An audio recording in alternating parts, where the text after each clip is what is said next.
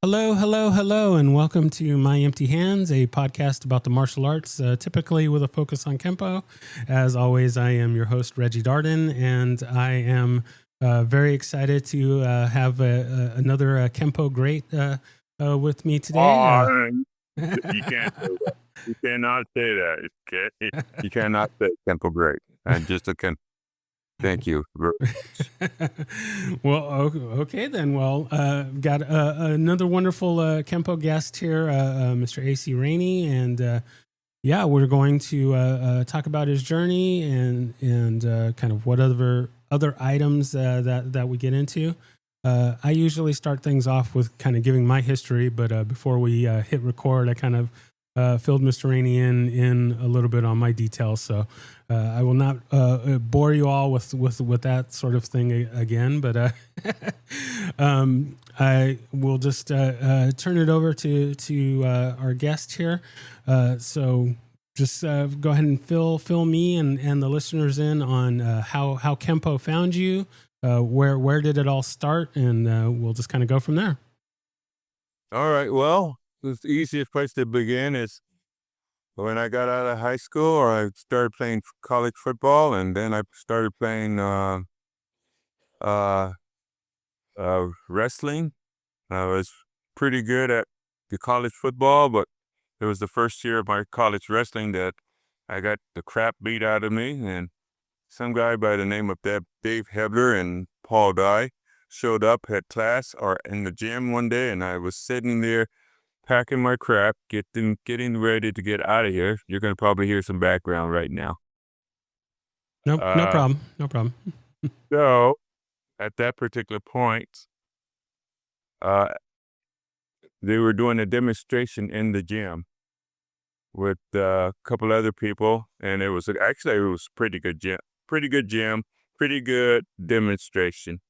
I just was not in the mood to listen to a lot of the crap that they had to say. And Paul and Dave Hebler both looked up into the bleachers, if you will,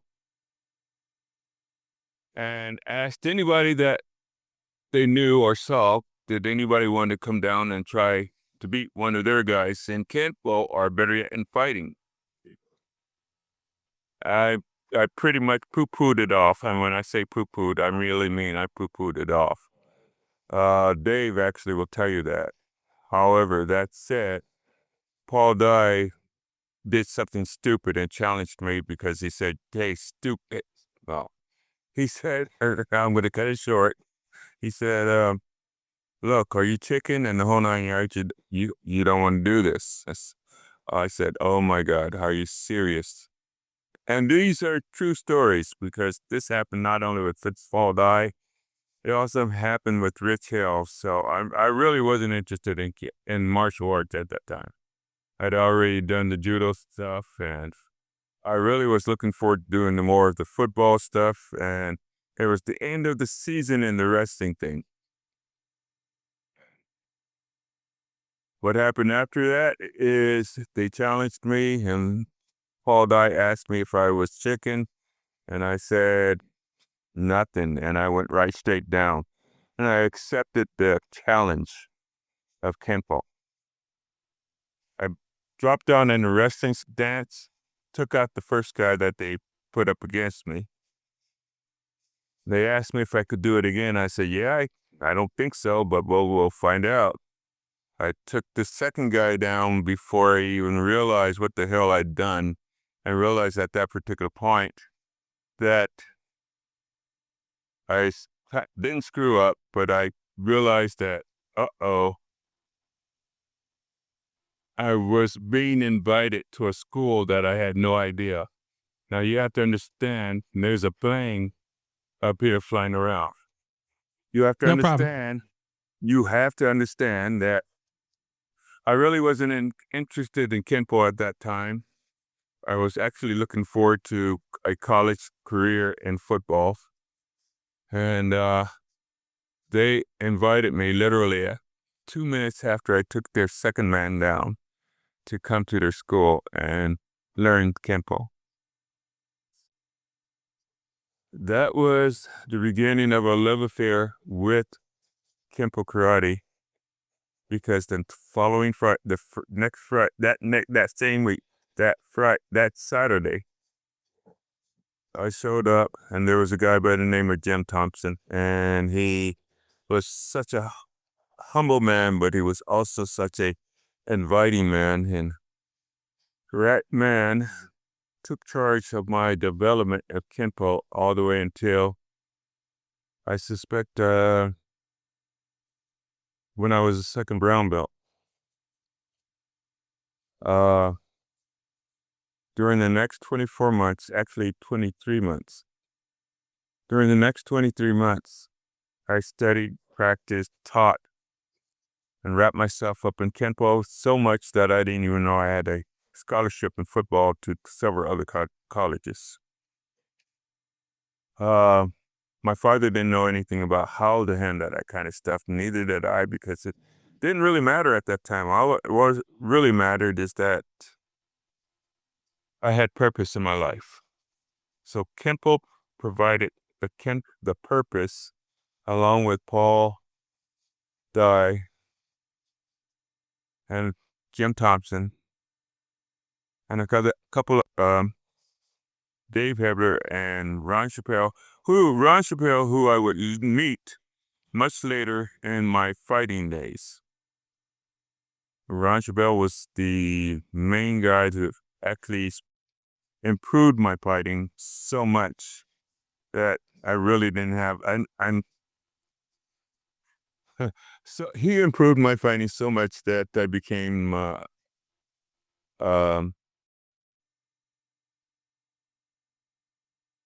what's the word where you have too much confidence?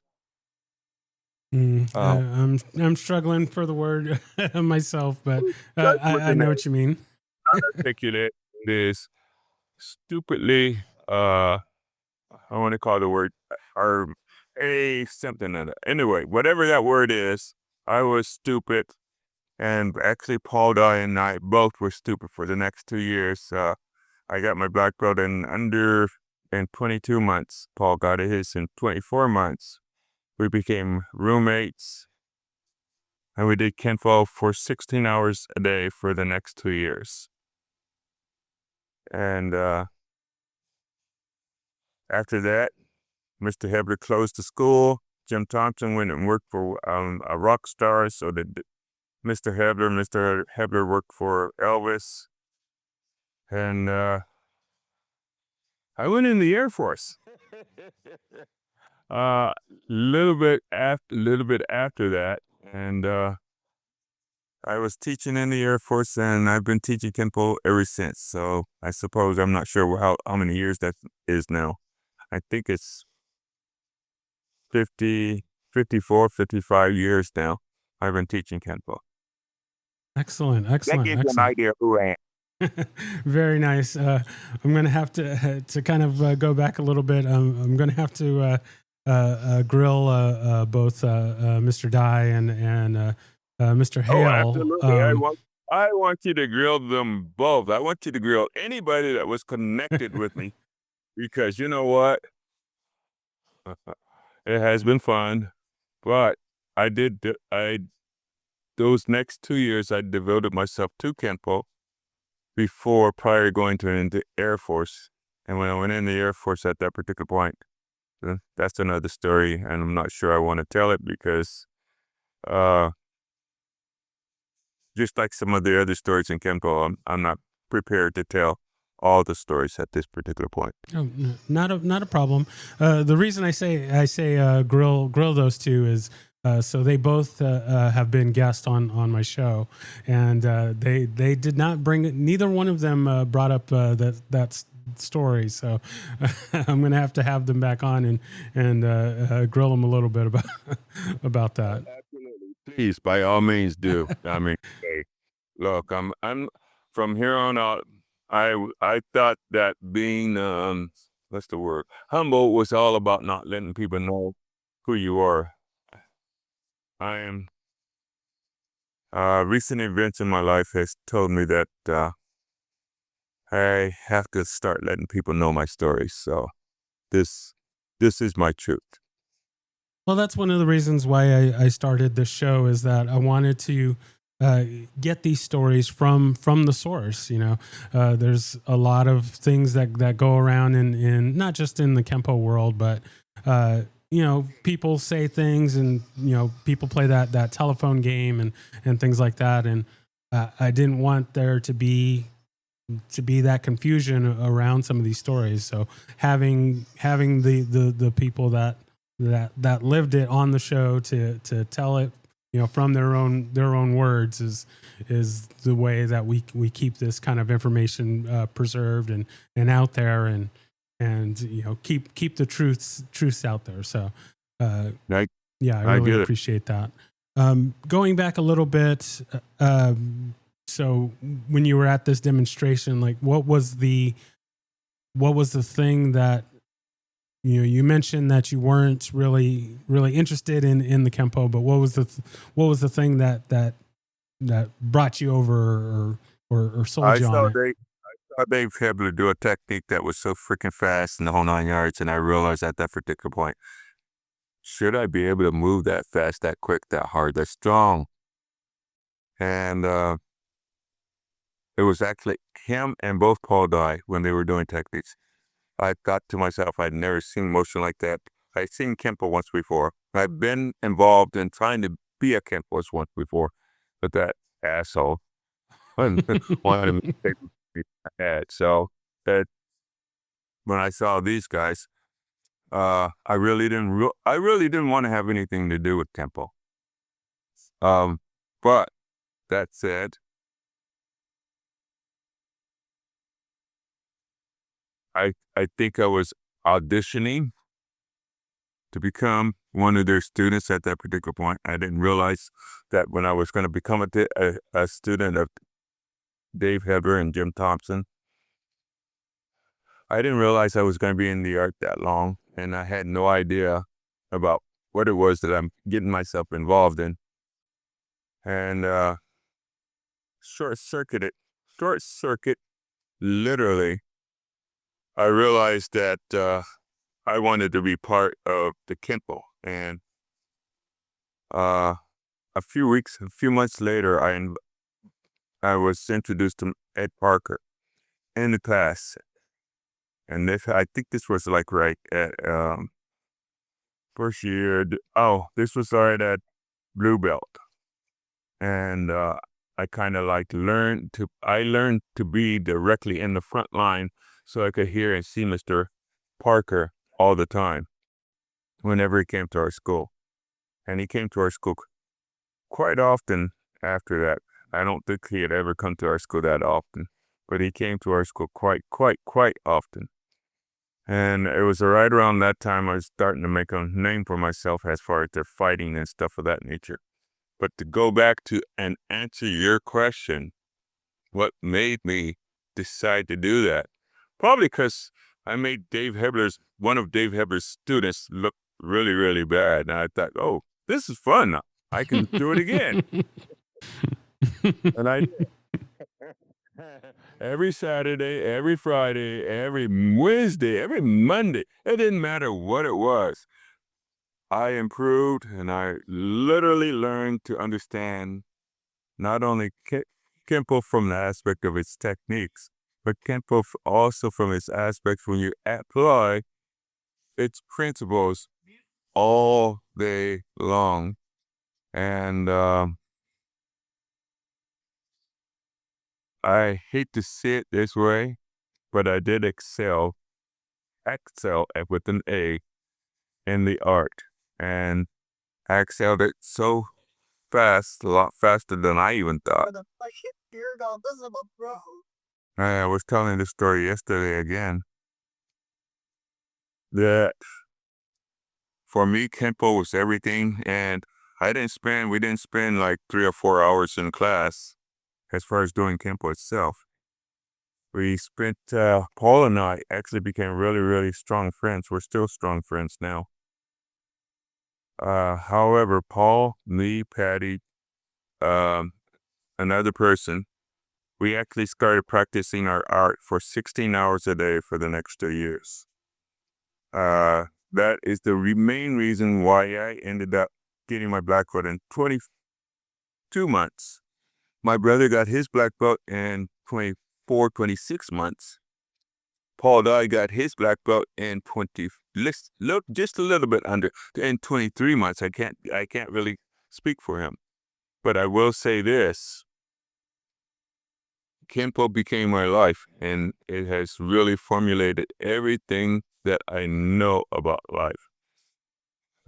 With one exception, not as many people in the world are as gifted or as disciplined in life. And so sometimes life becomes a real disappointment. But what are you going to do? It's life. There's so many freaking people out there. Stupid. Yeah. I hear you. So to kind of go back again a little bit in that first demonstration, I'm curious in one aspect.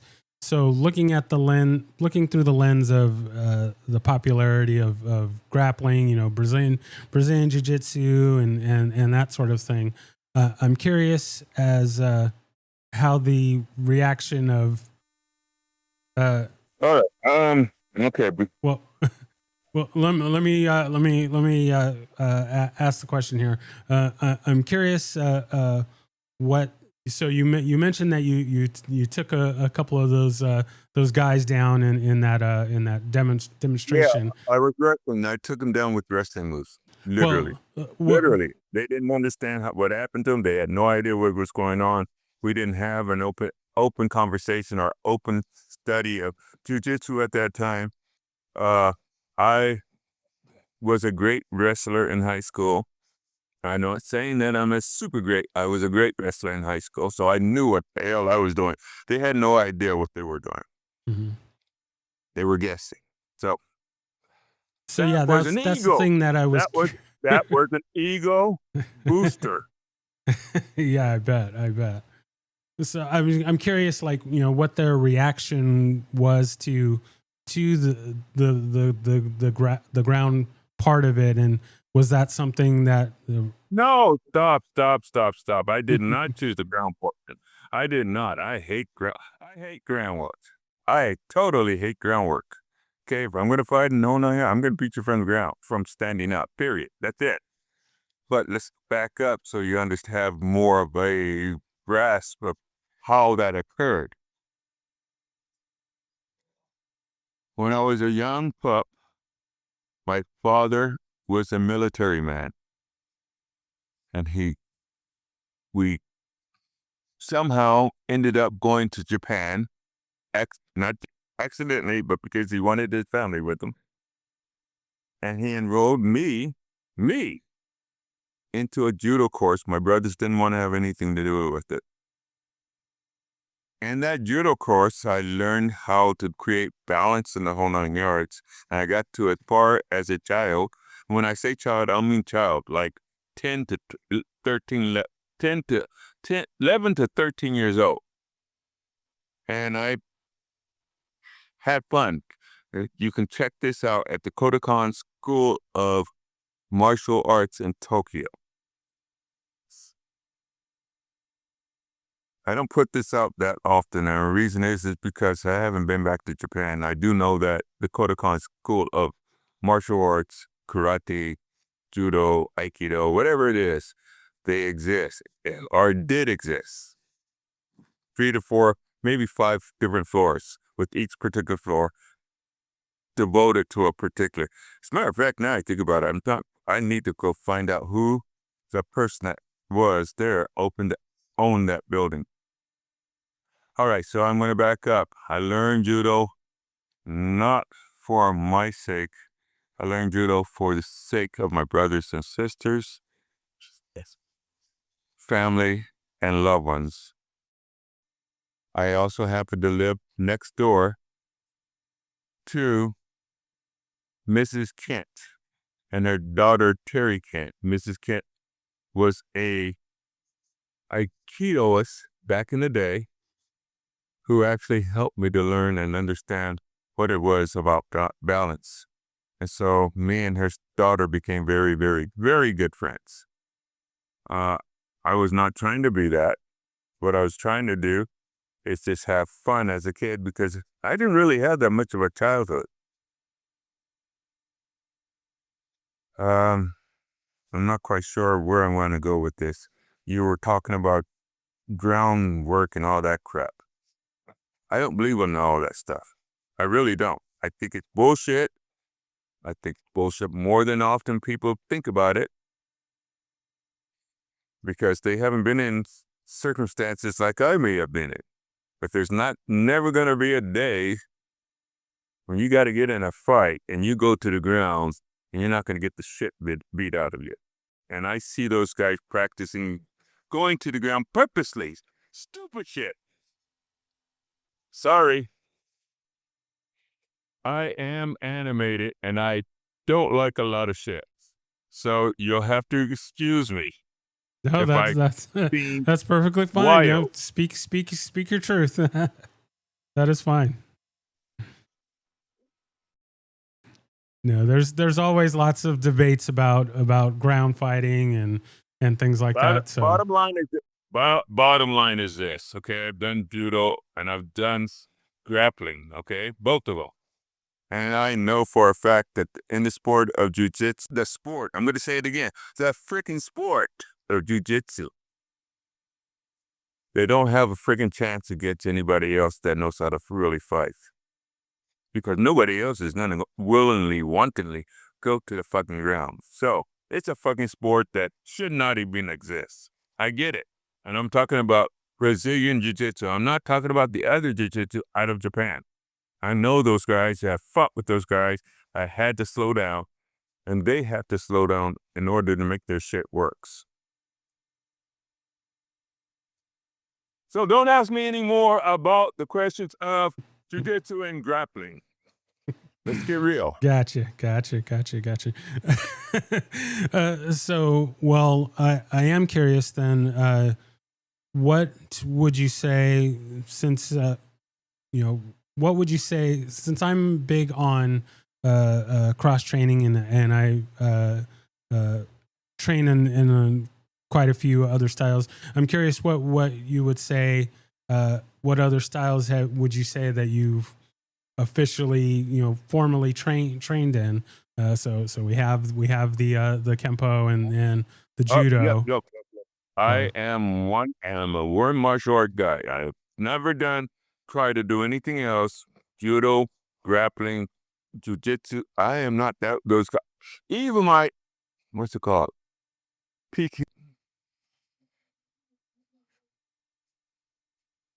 PMK, Filipino martial arts. I love my Filipino martial arts. I do. I'm a one-person martial artist. So everybody's got all those degrees in various different arts. That's great. I love it. Okay, I'm not claiming it. I'm only Kempo. So that's all I am. That said, a person should concentrate in the thing that they're best at. Cross-training is cool, but that word cross-training is a fad. Because you don't become super, super good in all of those sports. Literally. If you're trying to study them all. But you can pick one that you're the best in, and you can understand why your art is either superior or not superior, and why you are very good at that particular art. Because everything else that you study is secondary. It's totally secondary to it. Anybody who believes in this, all right, I'm going to tell you something. This is my personal point of view. Anybody who believes that they're so good at two arts at that particular point, there's a big mistake being made. Okay, and it's called ego. I don't care about that. My ego is my Kempo. My ego is me understanding what it is I teach. Understand that word, teach. Because when I teach or you teach, we learn a whole lot. But in this, say again? Opening your punch out. Okay, I haven't. I haven't forgotten. Thank you. So, like I told you, I'm at a pub. Okay, so getting back to what I was saying is anybody who believes that they're that great at both arts, there's something wrong. Okay, you want to be a superhero in both arts, great. You're good at one and you want to be greater in the other. That tells me you want to be even better at the art because you're not as good as you think you were in your present art. I'm not trying to be a superhero or super Kempos or anything like that. I know who the great Kempos in our art is. I know where I stand in relationship to those people. And I don't really give a frat. Now, the reason I don't give a frat, Reggie, because you got to get here where I am no matter what. There's not too many people who have been doing Kempo for over 50 to maybe 55 years the way I have.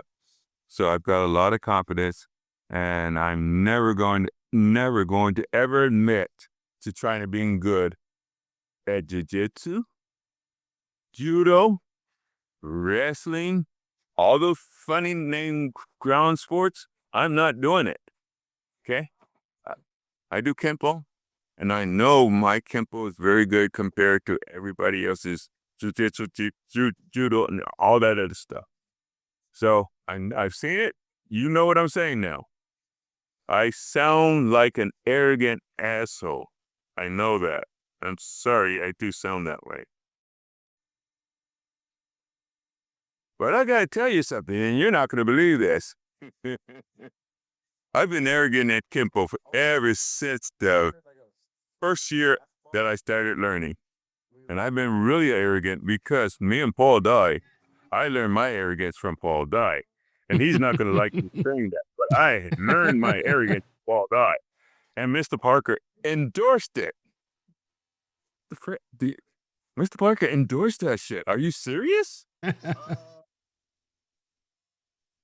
Okay. I like it. You understand where I'm at now. Gotcha. Ask me a better question, please. Gotcha. So I'm curious about the teaching part. When did that start for you, and was that something that you were always interested in being a part of, or? You're talking about again? Did you say teaching? Teaching, yes. Yeah, well, that happened in the 3rd month of learning Kempo. That was an accident. Mr. Hebler was losing some of his black belts, especially one of their Eric Pratt, who was at that time the best Kempoist in the school. And Eric Pratt ended up going to teach. Eric Pratt went to teach at went to go to college at a school in Montana, way north, up north. Anyway, that Eric Pratt was probably one of the best Kempoists in Dave Hebler school. As far as teaching is concerned, I was kind of thrust into it, along with Paul Dye. And when we were thrust into it, this happened at Orange Belt. It didn't happen up Black Belt. It happened at Orange Belt.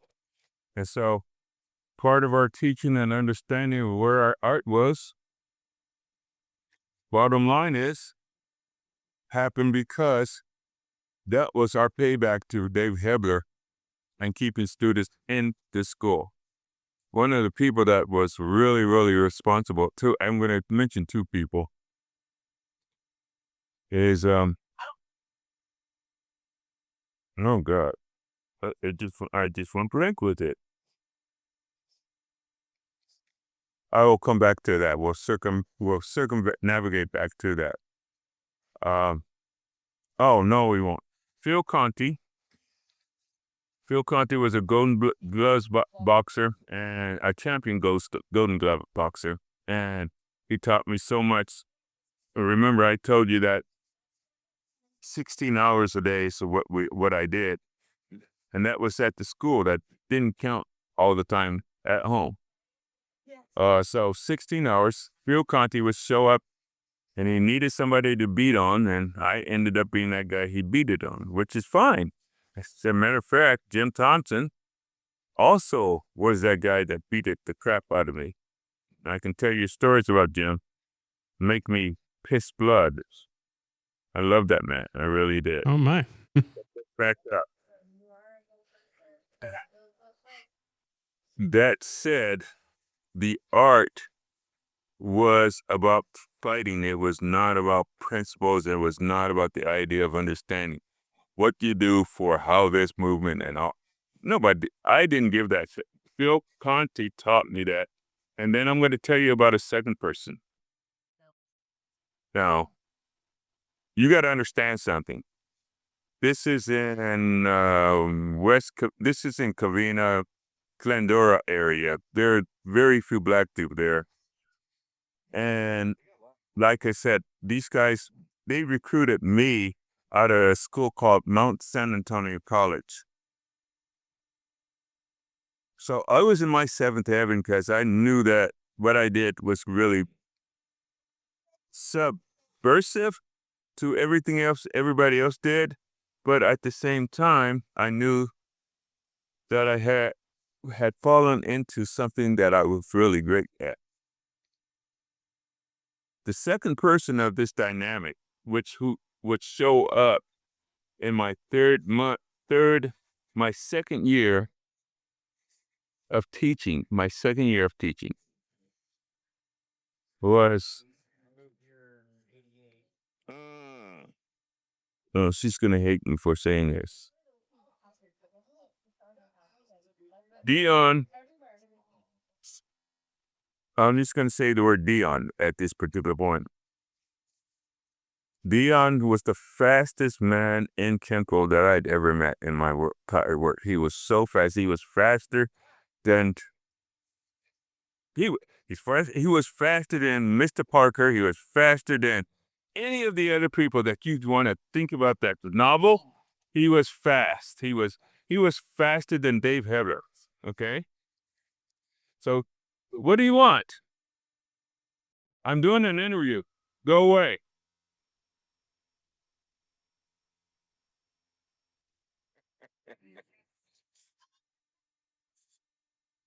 All right. I told you where I'm at. I am. No worries. No worries. Like I said, the show just, Okay. we go with what we got. Last name, I have to give credit to, I have to give credit to this guy, Dion Steckley and Phil Conti. Okay.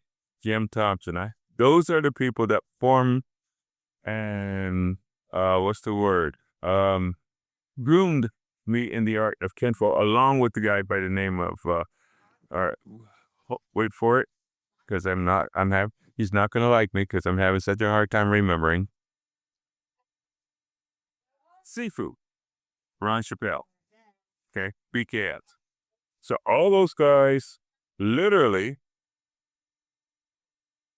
are the ones who moved me forward in Kempo. Literally. And when I say literally, I can never, ever, ever, ever in my lifetime thank them enough. And this was all under the auspices and teaching and guidance of Dave Hebler. It wasn't Mr. Parker. There was one other person. His name is, he's ready. I'll come back to it. We'll come back to it. But that was at the Pasadena school, and we'll talk. But there had nothing, not like that to me or weird. Just 30 minutes. Okay, you get the idea. I'm done answering that question. Let's talk about something else. Gotcha. Thank you. So, by the way, who's doing this interview? You or me? Well, that's the thing about this show is that I love talking to Kempo folk in that they love to talk, so that's less work for me. So like I said, we just kind of just go with the flow, and whatever comes out is what we've got. So, but yeah, no, this is working really good. I like it. I did want to hopefully touch on two things. One, good. Hold on. All right, they quieted now. Go ahead. I wanted to see about if you had a story to share about one about working, training, learning from Ed Parker, and then I also was curious if you had a story that you wanted to share. No, I We do. talked I about. have only three, and it's occurred twice, both at the Pasadena School and at Dave Hebler's. And that is, Mr. Parker would pull me out of the class. I was always lined up in the front line. You have to understand that this was 1970, 74, 75 in that time frame. You see all those freaking people behind me? Yep. Go over there and make them quiet down. You're much more much more capable than I am of Yeah, I go to taking jail. care of them. So. But we're doing all right. Let's talk about Mr. Parker. I can talk about Mr. Parker when I did a test. I can talk about Mr. Parker when my brother Michael did a test. I can talk about Mr. Parker when he came to the school and he started teaching the idea of crossing hands and the idea of circular motion going into linear motion. I can talk about any of that stuff. I get like I say with pretty much all of my guests. I mean, we'll definitely have to do a part 2 and part 3. There's so many different things that we can cover. Are you saying we're done? No, not at all, not at all. No, there's so many. You already know this is me now interviewing you, right? That's fine. That's fine. I love the lively conversations, and I'm always happy to give back as well.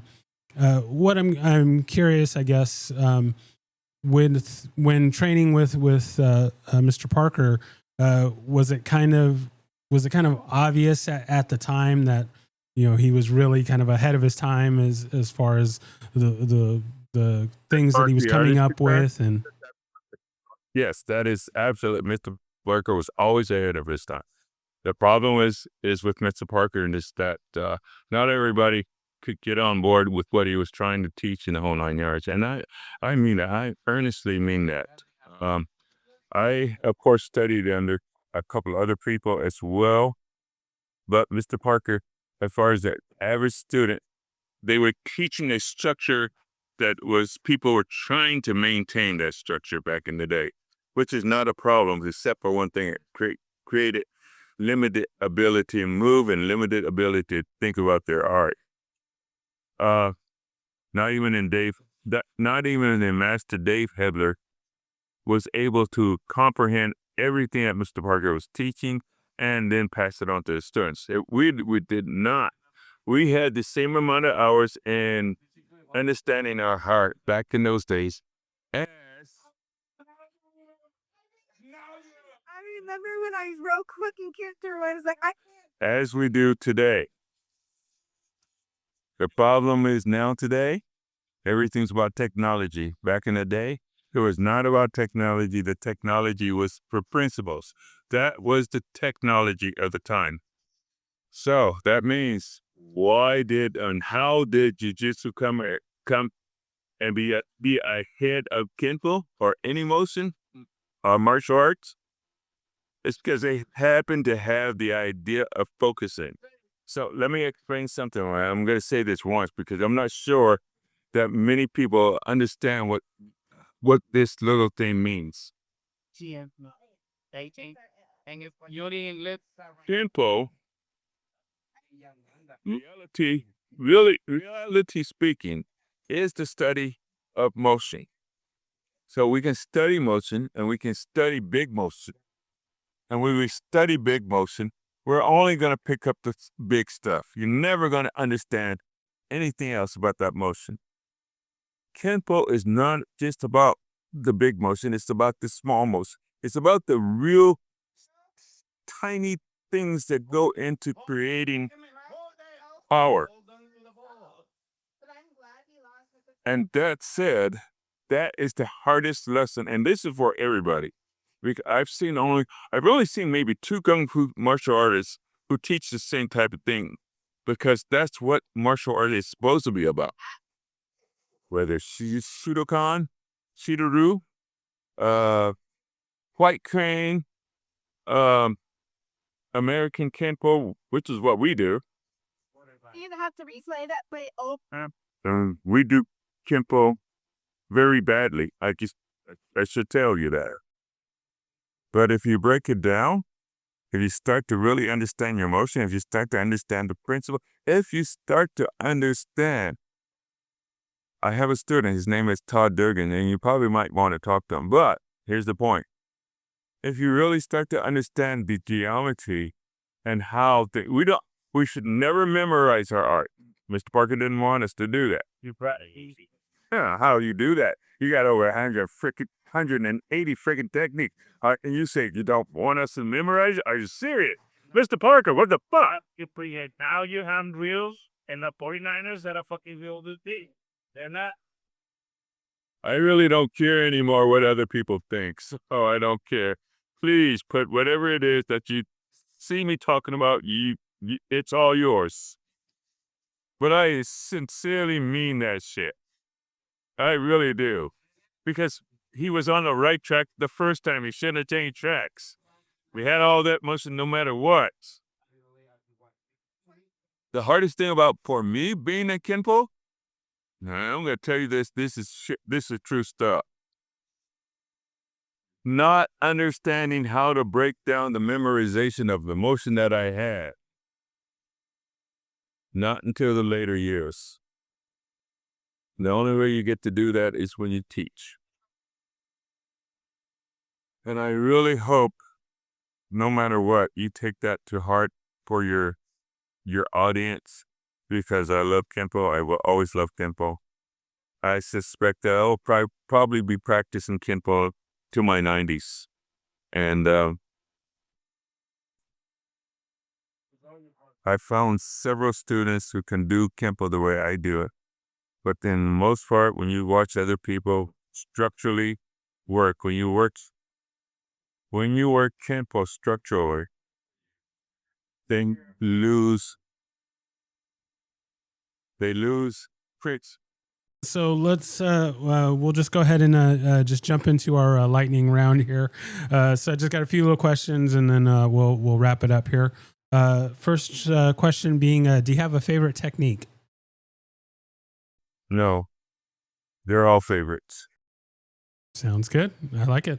Good Last answer. one was, I've been doing it for 50 years. No, I do not have a favorite. Sorry.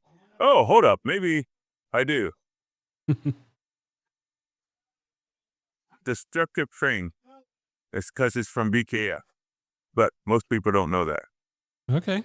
There you go. I like it. You're not going to find it in the Kempo curriculum that you're studying. Gotcha. Well, I'll have to get you to fill me in offline at another time, but very nice. Next question. Do you have a favorite form and or set? Yeah, 6 and my T&D set number 2. We have a form called T&D set number 2. I teach it to all my students. It's representative of me from my BKF days. It's also representative of my style and my way I move. Yes, T&D 2. That said, the next form that I have that's my favorite would be 6, long form 6. Very nice. I like it. All right. Next question. Do you have a favorite weapon? I do. It's called knives. Very nice. I like it. All right. Then the next question. If there is anyone that you could train with, living or dead, fictional or non-fictional, besides Ed Parker. Danny and his son. Nice. Great answer. Yes, I like it. That's good stuff. All right. So now our final thing here is shameless self-promotion. So if there's anything that you wanted to plug or anything that you wanted to say that we hadn't covered. It took too long to get to where I'm at, despite how quickly I got to black. Bottom line, whatever you learn fast, you really do forget it fast. And it took a lot of time for me to restudy and understand my art. Simple people, we see each other moving, but we forget a lot of the principles, and we never try to learn it principles back. I have spent the last 15 years relearning the principles that Mr. Parker really wanted us to have. The hard part is that most Kempoists never go back because of our ego or because we're the shits at that time. So, yeah, I'm going to leave it at that because I'm embarrassed when I talk about that. Very, very well said. Very well said. Well, so yeah, I thank you so much for taking the time to be on and sharing a little bit of your story there. Hopefully we can connect at another time and get into some more things. But I'm just truly appreciative to get to chat with you, and hopefully we can do this again at another time. But yeah, just thank you so much. I hope that I hope I have not been too real. I think we could use a little bit more real these days. There's a lot of not real out there. That real is a good change of pace, at least as far as my interest are. So tell me something. Here's the question now: are you in Dallas or are you in Fort Worth area? I'm technically in Fort Worth, but for those that know the area, I'm right on the line, right on the border of Arlington and Fort Worth. If you want to be specific. But okay. Very cool. I find that maybe a lot of times when I tell people Fort Worth, they don't understand. So then I say Dallas Fort Worth, and then for some reason that people understand that. I understand. I really do. So, but yeah, one of these days, a chance to visit you. And I appreciate time that, and I appreciate you having me on. Yes, no, thank you so much. Of course you're welcome anytime.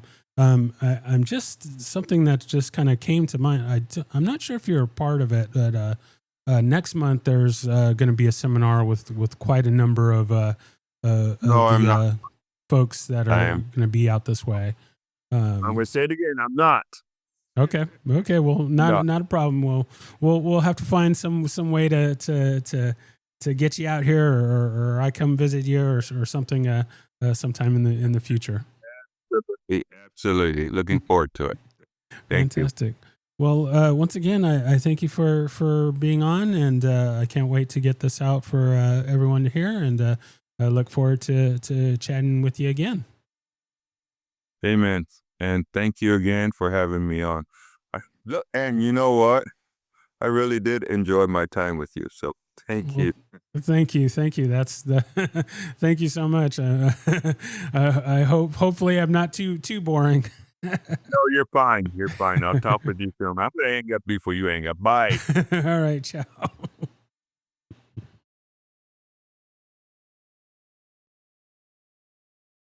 All right. Didn't do it right.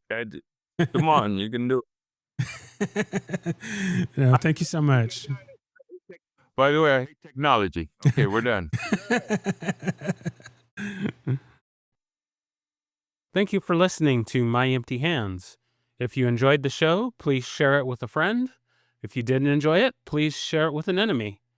If you'd like to be a guest, or if you would like to recommend a guest for the show, please email me at podcast@talkingkempo.com. Thank you.